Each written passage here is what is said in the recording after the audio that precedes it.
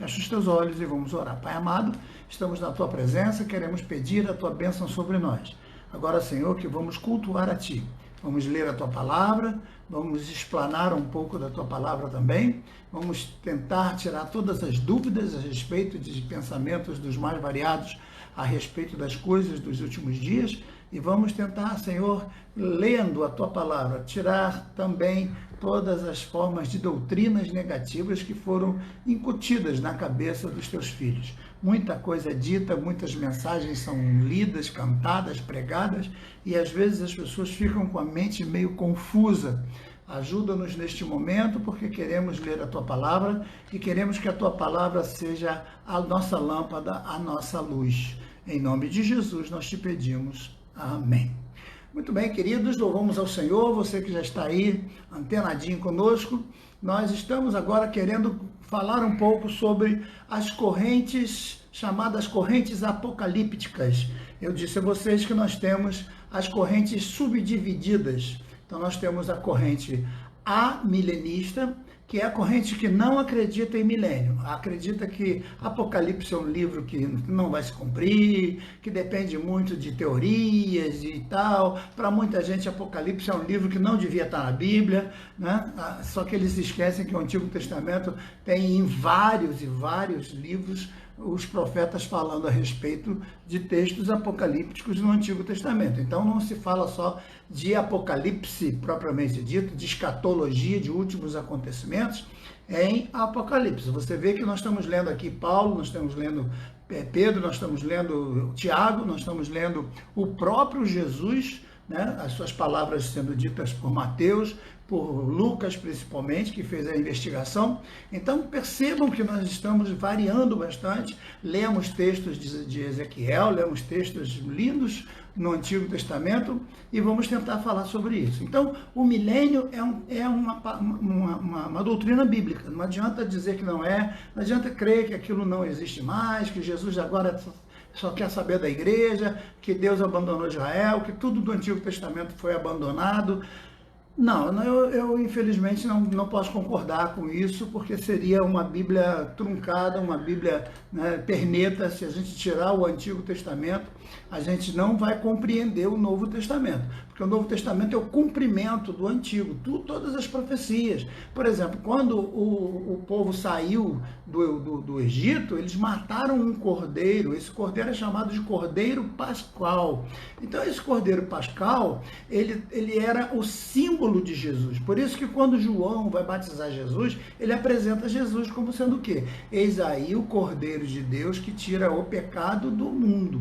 Então veja, naquele momento onde o povo está saindo do Egito, abandonando o Egito, que é um símbolo do pecado, e caminhando para Canaã, que é um símbolo da salvação, um cordeiro era morto, certo? A Bíblia fala em vários textos que sem derramamento de sangue não existe a remissão do pecado. Então o sangue era derramado e era um símbolo do corpo do Senhor Jesus Cristo, que seria o Cordeiro único, porque naquela época, todos os anos, eles sacrificavam um cordeiro, que era o cordeiro expiatório, tinham também um bode expiatório, enfim, eram vários sacrifícios, muito sangue era derramado, mas vindo à plenitude dos tempos, como Paulo escreveu aos Gálatas, e nós já lemos aqui, Jesus veio, Deus enviou seu Filho, nascido de mulher, nascido sob a lei, para remir os que estavam debaixo da lei. Então nós estamos agora remidos pelo sangue do Senhor Jesus Cristo, que foi derramado na cruz. Então houve um sacrifício, houve um derramamento de sangue,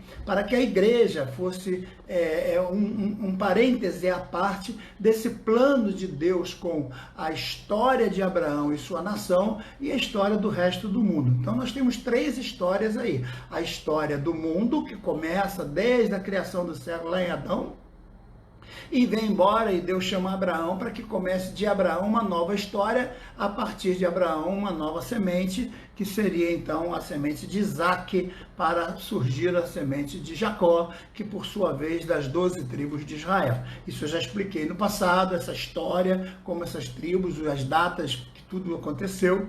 Então, veja, a história é a história bíblica de Israel. Você não tem como tirar de Israel a história do seu Deus. Quando você vê a história de Deus, ela se confunde com a história de Israel. E a história de Israel se confunde com a história de Deus. É impossível você estudar a Bíblia e não encontrar nela o plano de Deus através dos séculos com Israel. É impossível. Então, tirar Israel da Bíblia é um crime que a gente comete e é o que fazem, infelizmente, os amilenistas, né? Essa ideia de não acreditar que o milênio vai acontecer, que Jesus vai reinar, que a Bíblia tem que se cumprir, para eles não precisa se cumprir nada disso. Todos os textos dos grandes profetas que nós já lemos aqui, eles não aceitam, já passou, Israel perdeu e acabou. Mas tem aqueles que creem que nós já estamos vivendo o milênio, porque eles são pós-milenistas. Quem são os pós-milenistas? São aqueles que acreditam que a igreja vai passar por todo o milênio, para depois, então, lá no juízo final, no trono branco, eles serem, então, julgados, todos serem julgados, né? A igreja seria julgada junto e tal. Mas não bate bem esse contexto quando a gente lê, por exemplo, um texto que eu preparei aqui para a gente ler hoje. Eu queria que você acompanhasse direitinho, porque nós temos muito carinho para ler a palavra de Deus e não darmos para vocês nenhum texto que não esteja especificamente escrito na palavra de Deus. Então, Apocalipse capítulo 20, olha que João é bem meticuloso, ele escreve com muitos detalhes, ele escreve com toda a sua alma, colocando ali toda a espiritualidade, porque ele estava sentindo a unção de Deus quando estava escrevendo. E olha o que ele diz lá no capítulo 20. E vi descer do céu um anjo, que tinha a chave do abismo e uma grande cadeia na sua mão. E prendeu o dragão, a antiga serpente, que é o diabo e Satanás, e o amarrou por 1000 anos. Então, no milênio, Satanás vai estar preso. Por isso que o milênio vai ser de bênção, por isso que o milênio vai ser de paz, por isso que o milênio vai ser um período de muito gozo, de muito esplendor. Quem morrer jovem vai morrer com 100 e tantos anos. Vai ter morte no milênio? Vai, mas não como agora. As pessoas não vão ter tantas crises, tantos problemas, porque a maioria dos problemas que nós sentimos hoje são problemas malignos, né? As enfermidades são malignas, a maioria delas. Então, no milênio, sem Satanás, mesmo assim vai ter morte. No milênio, sem Satanás, muitas pessoas ainda vão pecar. E como vai ser isso? Quando elas pecarem, o que vai acontecer? Nós vamos estudar isso com calma. Vai continuar pecado no milênio? Vai. Na grande tribulação vai ter salvação? Vai. Eu já falei aqui que é a quarta salvação, é aquela que não vai para o inferno. Em compensação, também não recebe o corpo glorificado, com as coroas, com o galardão, que nós também já discutimos aqui. Por isso que é importante que você acompanhe a série, desde a primeira live, aí você vem da segunda, da terceira.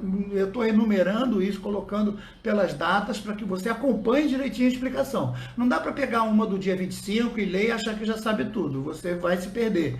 Então é importante você ver todas, rever todas, vindo acompanhando o contexto da linha do pensamento, para que você entenda que o arrebatamento da igreja, nós já chegamos a um acordo ontem, que ele será antes da ira de Deus. A ira de Deus é a grande tribulação. Então, de cara, nós já estamos defendendo uma corrente teológica. Estamos defendendo que a igreja vai ser salva antes do milênio e também antes da grande tribulação. É a corrente pré-tribulacionista.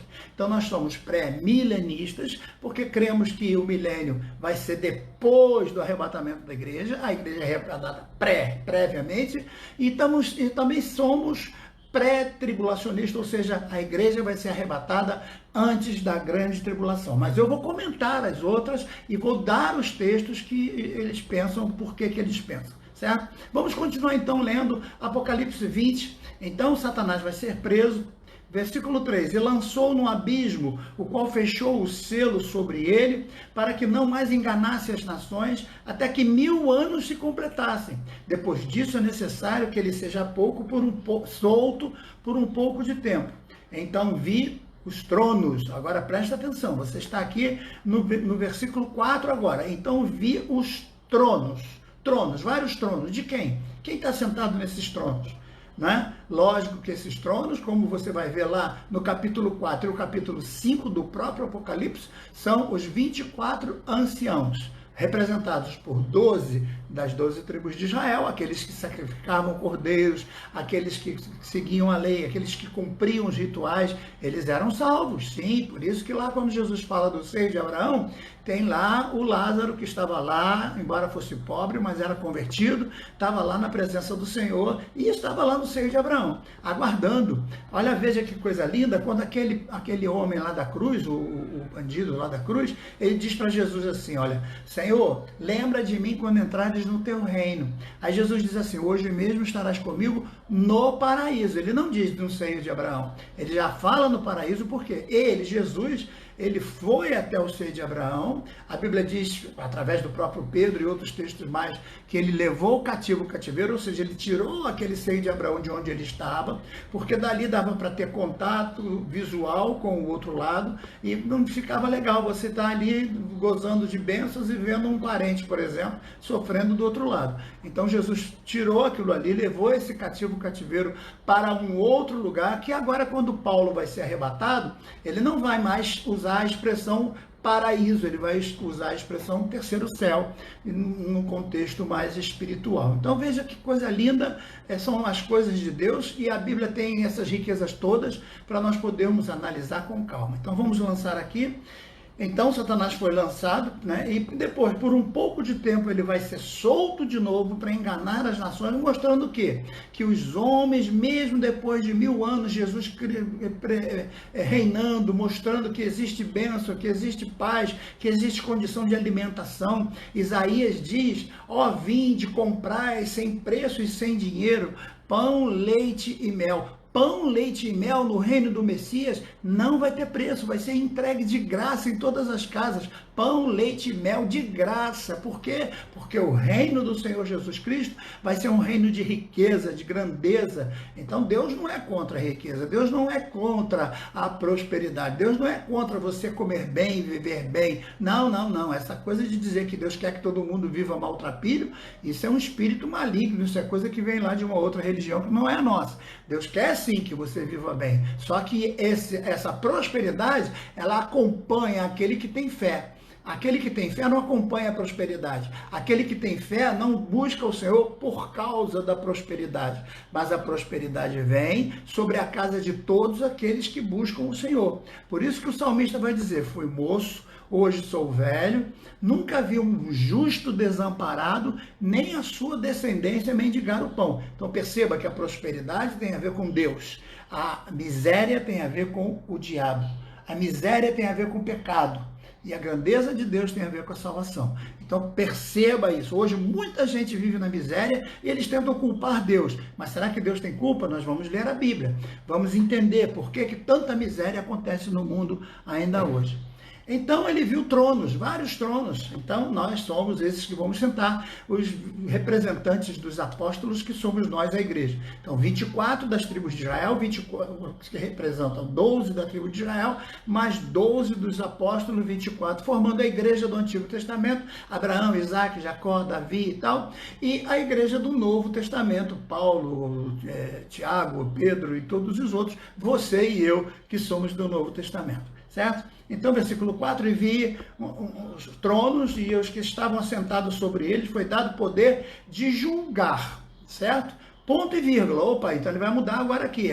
Ponto e vírgula não é nenhuma vírgula, nem um ponto. É uma parada que ele dá, porque ele vai falar de outra coisa que ele viu. Então ele vê alguém sentado no trono julgando, recebendo de Deus autoridade, não sei como vai ser isso. Alguém já perguntou numa live atrás como seria o nosso corpo. Eu disse que uma das coisas que nós faríamos, já ressuscitados, com o corpo angelical, seria ajudar o Senhor a julgar sobre a terra, fazer o trabalho que os anjos fazem hoje. Né? E aqui o texto está voltando a falar sobre a mesma coisa.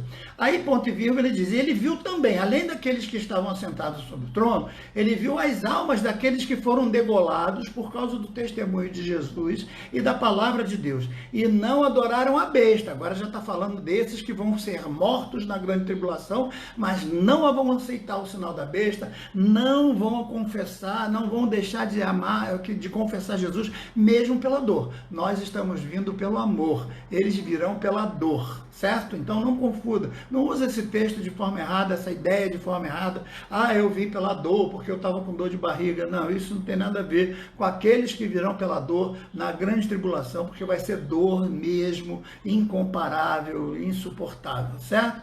Então, perceba que eles serão, então, aqui diz, e vi as almas dos que foram degolados por causa do testemunho de Jesus e da palavra. Esses que não adoraram a besta, nem a sua imagem, não receberam sinal na fronte, nem na mão. Veja só, sinal na fronte e na mão. Depois eu vou falar sobre isso, com detalhes, como é que é esse sinal, como é que é o código da besta, como é que é o símbolo da besta, como é que é o selo, o nome, enfim, todas essas questões. Aqueles que não receberam, então reinarão com Cristo durante 1000 anos. E ele continua a falar agora no versículo 5, ele vai mais à frente, ele diz: mas os outros mortos não reviveram. Quer dizer, durante o milênio, eles não vão estar vivos, vão estar lá, vendo tudo, participando de tudo, mas ainda mortos. Olha que coisa fantástica, que visão extraordinária. Do mesmo jeito que o rico conseguia ver tudo, saber tudo, entender tudo, mas não podia sair do lugar de tormento onde estava, esse lugar vai continuar sendo lugar de tormento. E essas pessoas todas vão estar lá, sabendo de tudo, vendo tudo, sem poder sair. Olha que tristeza, que dor vai ser eles lembrarem do dia que você falou com eles, do dia que você pregou para eles, do dia que você tentou ensinar sobre Jesus, e eles não querem, eles preferem as luxúrias, eles preferem o pecado, eles preferem a carnalidade, eles preferem viver a vida dissoluta, eles preferem viver suas vidas do jeito que eles bem entendem, dando bastante ouvido aos prazeres carnais. E, infelizmente, eles estão trocando a vida futura por uma vida material, terrena, tão fútil, tão vulgar, tão passageira, certo? Aí ele continua, versículo 6, bem-aventurado e santo é aquele que tem parte na primeira ressurreição, sobre eles não tem poder a segunda morte, mas serão sacerdotes de Deus, como eu já li, e de Cristo, e reinarão com eles. Ora, quando se completarem os 1000 anos, Satanás será solto de sua prisão e sairá a enganar as nações que estão nos 4 cantos da terra. Então presta atenção, no finalzinho dos 1000 anos, Satanás vai ser solto. E aí que vem a chamada batalha de Gog e Magog. Não confunda o fim da grande tribulação com a batalha chamada Armagedon, com a batalha final depois do milênio chamada Gog e Magog. Tem muita gente boa, muita gente importante, muita gente famosa confundindo essas duas batalhas e pregando um monte de coisas que só Jesus pode dar graça para a gente ouvir essas coisas e não entrar em choque, certo? Então, dos 4 cantos da terra, Gog e Magog, cujo número é como a areia do mar, a fim de se juntarem para a batalha. E subirão sobre a largura da terra e cercarão o arraial dos santos, a cidade querida, mas desceu fogo do céu e os devorou. Note que nessa batalha não vai haver armamento, eles vêm para a batalha contra Israel, mas desce fogo do céu e os devora de vez, para que eles sejam consumidos, diferente da batalha do Armagedon, que vai ser uma batalha armada, tipo uma guerra nuclear, tipo uma guerra muito poderosa, uma guerra mundial, e a gente pode ler, Zacarias 14 fala sobre isso, todas as nações se reunindo contra Israel. Isso nunca aconteceu no passado. Israel já teve batalha contra os caldeus, Israel já teve batalha contra a Babilônia, Israel já teve cativo de Babilônia, cativo dos persas, Israel já batalhou contra o Antíoco Epifânio, contra os Seleucidas, Israel já batalhou e foi destruída pelos romanos, mas nunca todas as nações ao mesmo tempo, como é hoje a ONU, a Organização Mundial das Nações Unidas, todo mundo contra Israel, certo? Isso vai acontecer e nós vamos estar do lado de Jesus, é lógico. E você também vai estar do lado de Jesus. Mas isso é para o futuro, ainda não é para agora. A gente só está citando para você entender como a Bíblia fala que vai haver um milênio e como as coisas vão acontecer, certo? Então, aí sim vem no versículo 11 um texto que é muito confundido com as pessoas, que é o versículo 11 diz assim, e vi um grande trono branco, e o que estava sentado sobre ele, de cuja presença fugiam terra e céu, e não foi achado lugar para eles, porque como fugir da presença dele? Ele é onipresente, está em todo lugar. E viu os mortos, grandes e pequenos, em pé diante dele, do trono. E abriram seus livros, e abriu-se outro livro, que é o da vida. E os mortos foram julgados pelas coisas que estavam escritas nos livros, segundo as suas obras. Note que ele vai julgar primeiro os mortos, para depois julgar também os vivos. Porque aqueles que vieram na batalha contra ele, já estarão mortos nessa batalha, porque ele vai, com o sopro da sua boca, destruir todo mundo, certo? E o mar entregou os seus mortos, e o Hades entregou os seus mortos, quer dizer, a própria morte vai entregar os mortos para reviverem, para serem julgados, e foram julgados cada um segundo as suas obras. E a morte e o Hades foram lançados no lago de fogo. Esta é a segunda morte, o lago de fogo, que é chamado aqui de Geena, esse lago de fogo final. E todo aquele que não foi achado escrito no livro da vida foi lançado no lago de fogo. Então veja que esse texto está bem claro, está bem nítido, é uma ordem cronológica bem fácil de ser seguida e de ser analisada. Então você não pode simplesmente ignorar um texto desse. Simplesmente ignorar essa passagem e dizer, mas isso é Apocalipse é um livro meio doido, João já estava lelé da cuca, já estava velho, depois de ter queimado lá no caldeirão de azeite, ele ficou meio demente, já estava com 90 anos. Então vamos ler esse texto com mais cuidado, Zacarias capítulo 14, do 1 em diante. Pegue na sua Bíblia e vamos ler Zacarias capítulo 14, do 1 em diante. Diz assim, eis que vem o dia do Senhor, em que os teus despojos se repartirão no meio de ti. Ele está falando para Israel, para Jerusalém principalmente, certo? Não está falando para a igreja.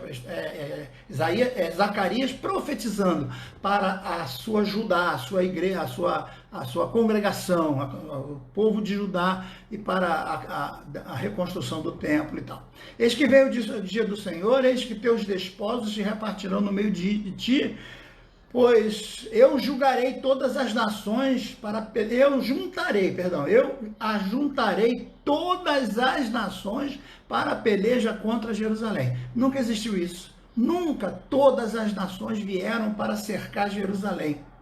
E a cidade será tomada, e as casas serão saqueadas, as mulheres forçadas, a metade da cidade sairá para o cativeiro, e o resto do povo não será exterminado na cidade. Então o Senhor sairá e pelejará contra estas nações, como no dia da batalha.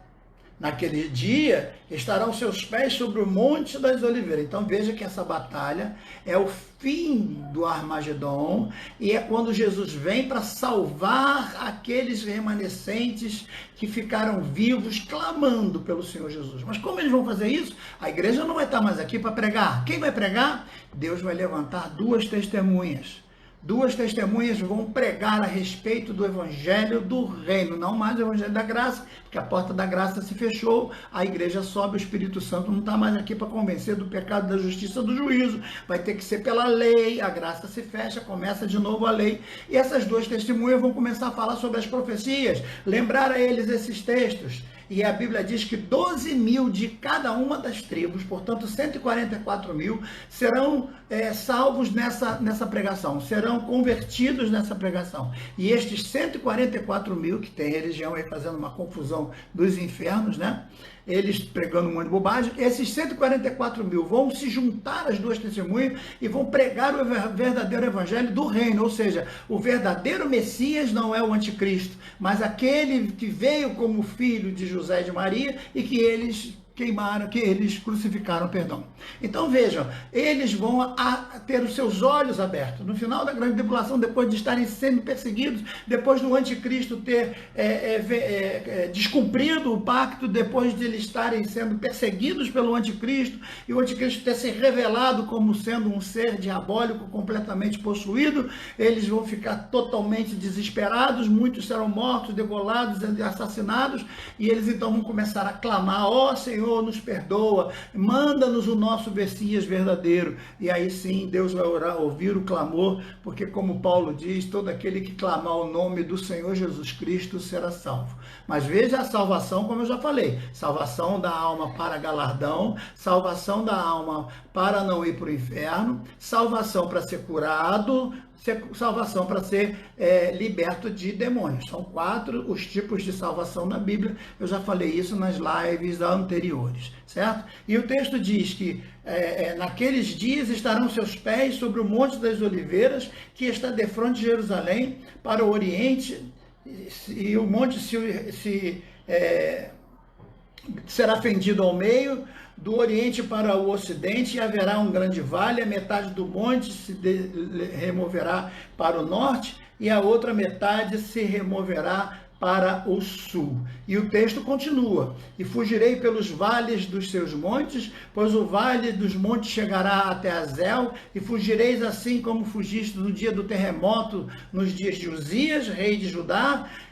Então virá o Senhor meu Deus. Olha que ele está falando aí de Jesus como Deus. Então virá o Senhor meu Deus, chamando Jesus de Deus, e todos os seus santos. Nós, a igreja, já com o corpo glorificado, com o corpo angelical, com o corpo de santo, glorificado na glória, com ele. Então nós viremos com ele, porque ele disse o quê? Vos levarei onde eu estiver, vocês estarão também. Então se ele está no céu, a gente está no céu. Se ele vem para a terra, a gente vem para a terra. Se ele senta no trono, nós sentamos no trono. Se ele reina, nós reinamos. Se ele canta, nós cantamos. Se ele adora, nós adoramos, porque tudo que ele fizer, nós faremos, estaremos com ele para sempre. Amém? Você pode dizer um aleluia? Você pode dizer glória a Deus? Escreva aí aleluia. Eu quero ver se você está alegre com essa mensagem tão gloriosa, dessa esperança que Deus nos dá, daquele dia de já estarmos com o corpo glorificado e podemos voltar com Jesus. Já pensou se tem algum parente teu que você fala para Jesus dele e ele não aceita? E ele consegue ficar vivo durante a grande tribulação? Quando ele olhar para o céu, ele vai ver você voltando, ele vai te conhecer de alguma forma. Como eu já falei, algumas coisas em nós terão características que nos identificarão, não o corpo que será totalmente transformado, um corpo como era o de Jesus, como eu já falei, né? Então veja, naquele dia também acontecerá que correrão águas puras de Jerusalém, porque nós vamos ver que na grande tribulação as águas vão se tornar amargas, as pessoas vão ficar sem comida, sem água, com fome total. Veja, um pouquinho de tempo, o povo sem trabalhar, já está tendo um desastre total, já tem muita gente aí revoltada, já tem gente apavorada, já tem saque em mercado, já tem uma coisa toda acontecendo em muitos lugares. Por quê? Porque o povo não pode ficar sem comer. Imagine 7 anos sem poder comer, sem poder beber, sem poder fazer nada, atormentados por praga, por raios, por radiação de queda de meteoro, por coisas terríveis, e ainda o anticristo mandando te perseguir para te matar. Vai ser uma coisa terrível. Então, não fique por aqui, certo? Não fique. É melhor você subir, certo? É melhor você estar preparado no mesmo dia. Prepare-se, ó Israel, para encontrar com o Senhor teu Deus. Prepara-te, igreja, para o grande dia do arrebatamento, tá certo? Então, versículo 9. O Senhor descerá sobre... O Senhor será rei sobre toda a terra naquele dia, e será Senhor, e o seu nome será adorado. Então o texto continua. Então o que nós vemos?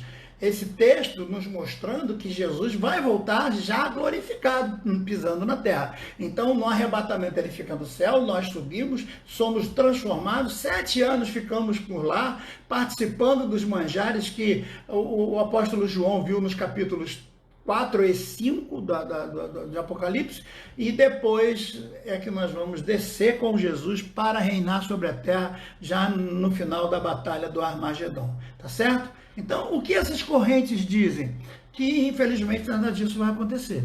As correntes, né, a milenista não dizem que isso não vai acontecer, e a corrente pós-milenista, ela acredita que nós vamos ter que ficar na terra esse tempo todo como igreja e tal, o que não bate com os textos que nós já lemos, que nós seremos salvos da ira, salvos da grande tribulação. Ora, se nós seremos salvos da grande tribulação, como vamos ficar na terra durante o milênio? Então as correntes pós-milenistas caem por terra. Mas se você perguntar para eles, eles dizem que isso já está acontecendo, que Deus Deus já está reinando, que nós já estamos no reino de Cristo, já estamos vivendo o ano Domini, como eu falei ontem, a partir de Jesus, do sangue de Jesus. Então todos já foram abençoados, todos já foram curados, todos já foram purificados, todos já foram santificados. Mas será? Aí eles dizem, Deus está no controle. Deus está no controle de tudo, mas será? Será que está no controle mesmo?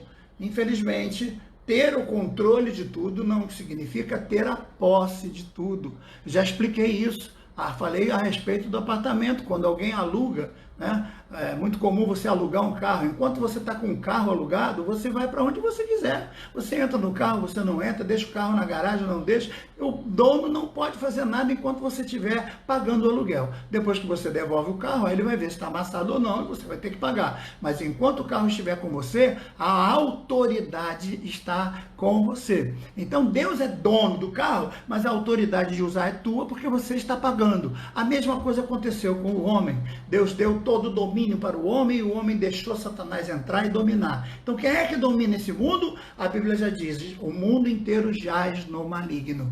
Então Deus está no controle de quê? Deus está no controle da tua vida. Deus está no controle da minha vida. Deus está no controle da vida daquele que clama ao Senhor. Deus está no controle daquele que confessa o nome do Senhor Jesus Cristo. Esse sim, Deus controla. Mas não controla para curar todas as enfermidades. Não, tem enfermidades que ele não vai querer curar, como ele não quis curar de vários do passado, a gente poderia enumerar um monte de gente. Ele também não controla para te dar os melhores empregos, porque o plano dele pode não ser esse. Mas se você está na vontade de Deus, se você está realmente sendo controlado por Deus, dentro do teu coração vai estar sempre uma força, uma animação constante para querer obedecer ao Senhor e fazer parte do seu rebanho e cumprir as suas ordens. Então, como já poderíamos estar nesse milênio, se o mundo está desse jeito? Como poderíamos dizer que Deus está no controle do mundo, que Deus tem autoridade para fazer o que Ele quer nesse mundo? Não, infelizmente não. Infelizmente, quando Jesus veio, Ele veio para todos aqueles que crescem, e de pregar o Evangelho a toda parte, a toda criatura. Aqueles que crerem e forem batizados serão salvos. Os que não crerem já estão condenados. Então veja só, Deus já condenou esse mundo não será condenado. Deus já julgou e condenou e a sentença já foi dada. Agora só falta vir o dia do tribunal e as sentenças serem distribuídas, porque todo o que tinha que ser revisto já foi. A única coisa agora é que nós temos como escapar dessa maldição. Eu não preciso mais ir para o inferno, eu tenho o sangue de Jesus. Eu não preciso mais responder pelos meus próprios pecados. Eu tenho um advogado, que é Cristo Jesus, que está sempre me dando a salvação. Quero reler com você Romanos capítulo 1, versículos 17 a 32. Presta atenção no que ele vai dizer, tá? Romanos 1, 17 a 32. É um texto muito importante que todo cristão devia ler, reler, entender com carinho, com calma, para parar com esse negócio de dizer que Deus está no controle de tudo. Deus não está no controle de tudo. Deus está no controle da vida daquele que dá a ele o controle.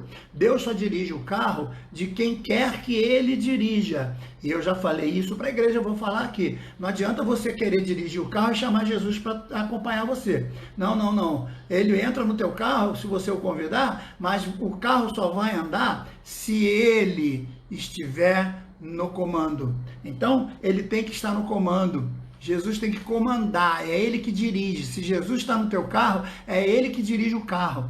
Aí o camarada diz, pronto, Jesus, podemos caminhar. Aí Jesus diz, não, vai lá e abre o porta-mala, porque carro que eu estou dirigindo não carrega porcaria. Vai lá no porta-mala e tira tudo que tem lá, certo? Porque tudo que você tem, que pertence ao teu passado, que pertence à tua vida mundana, tudo que você tem que pertence à tua vida carnal, tem que ser deixada. Vai lá e tira tudo que tem no porta-mala. Porque carro que eu dirijo, ele só anda com o que eu quiser colocar no carro, entenderam? Então você tem que limpar tudo, você tem que lavar tudo, tem que tirar tudo que não presta para Jesus dirigir a sua vida. E agora, Senhor, podemos ir, e aí o Senhor vai virar a curva e voltar o carro ao contrário, e você vai dizer, mas eu queria ir para lá, e Jesus vai dizer, não, o carro que eu dirijo, sou eu que determino a direção, você não vai para onde você quer, é o Senhor que dirige a direção. Então, se você realmente tem uma vida onde Deus Deus está no comando, você enche o pulmão, enche o peito para dizer, Deus está no comando. Será que está mesmo? Ou é o teu umbigo que está no controle? Deus está no controle ou é você que está controlando todas as coisas, certo? Então temos que ver isso com muita paciência, com muito carinho, com muito cuidado, certo? Alguns estão questionando aí se o nosso governante maior, se o nosso presidente da República realmente aceitou Jesus ou não. Como saber?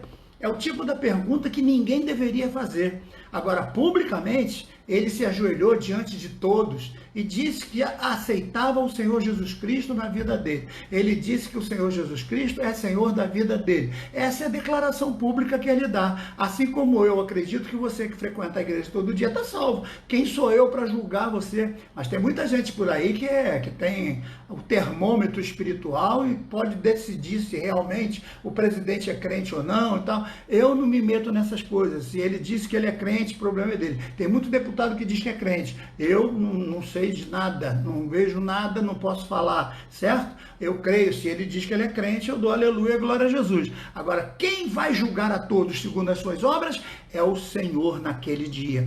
Ele vê tudo, ele sabe tudo, o livro está sendo anotado, tem livro da vida, tem livro das ideias, tem livro dos pensamentos, tem livro para todo lado, todo tipo de livro. Engraçado que livro naquela época era tudo escrito. Hoje em dia a gente sabe que tem a internet, que a gente pode guardar tanta coisa, né? Tantos filmes, tantas palavras que o indivíduo fala e que ele vai dizer naquele dia, mas Senhor, eu preguei em teu nome, Senhor, eu expulsei demônio em teu nome, Senhor, eu fazia parte dos santos, eu era o melhor da minha igreja. E Jesus vai dizer, eu não conheço você, apartai-vos de mim, maldito.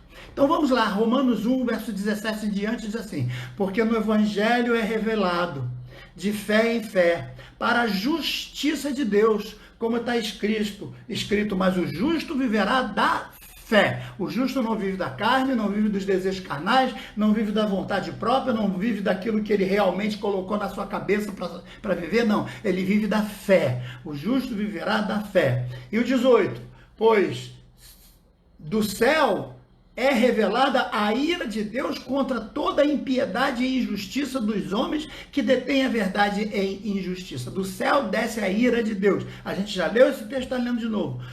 Porquanto o que de Deus se pode conhecer, nele se manifesta. Porque Deus nos manifestou, pois os seus atributos invisíveis, o seu eterno poder e divindade, são claramente vistos desde a criação do mundo, sendo percebidos mediante as coisas criadas, de modo que eles são inexcusáveis, certo? Então não tem bonzinho que vai para o inferno, fique tranquilo, Deus sabe julgar as coisas, não tem gentezinha, Deus não vai se enganar, Deus não vai ser injusto, Deus não vai ser relapso, tá certo? Então continua, verso 21. Porquanto, tendo conhecido Deus, contudo não o glorificaram como Deus, nem lhe deram graças, antes nas suas especulações. Tem muito sábio aí que está especulando, mas ele não tenta sentar numa cadeirinha para aprender a verdade, não é? Ele já acha que já nasceu sabendo. Se desvaneceram e os seus corações insensatos obscureceram. Dizendo-se sábios, tornaram-se loucos e mudaram a glória do Deus incorruptível em semelhança de homens corruptíveis, de imagens, né? de santinho, de troço, de quadro, de aves, de quadrúpedes, de répteis. Agora veja o 24. Por isso, Deus os entregou. Tem uma versão, que é a versão atualizada, que diz Deus abandonou. Esse mundo está abandonado. Por quê?